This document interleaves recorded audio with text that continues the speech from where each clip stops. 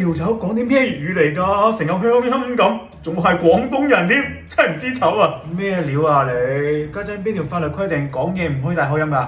喺廣東隔條村口音都唔一樣㗎啦。咁佢講嘢真係成個大鄉里啊嘛！你以為廣東淨係得粵語啊？咁客家話、潮汕話、雷州話咧，咁唔通佢哋唔係廣東人啊？咁佢應該講嘅係白話，唔係粵語。嗱聲。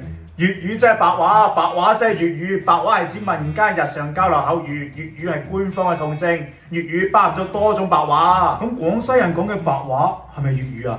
佢哋講啲話好似有啲唔同喎。咁梗係啦，頭先咪講咗咩？廣東隔條村口音都唔一樣啦。雖然口音唔一樣，但係講嘅意思都一樣。呢啲咪就係粵語嘅魅力咯。咁除咗口音，講嘢又唔正，就係遇嚟到你啲咁嘅仆街，所以白話識咁少人講。依家人講咪算偷笑啦，咩口音唔準啊，講嘢唔正啊，聽得明咪得咯。咁多姿整嘅你，加上你講嘢講得好正，係咪代表你高一等啊？定係好有優越感㗎嘛？咁講唔正，不如唔好講。人哋肯講已經好努力、好大膽啦，你仲喺度打擊人哋？嗰條友都唔知講嘅係邊個地方嘅白話，仲推銷下粵語。粵語即係白話，白話即係粵語，大家本身係同聲同氣嘅啦。你有本事嘅話，就去拍視頻教人點樣講，唔好喺背後鬼鬼祟祟、指指點點。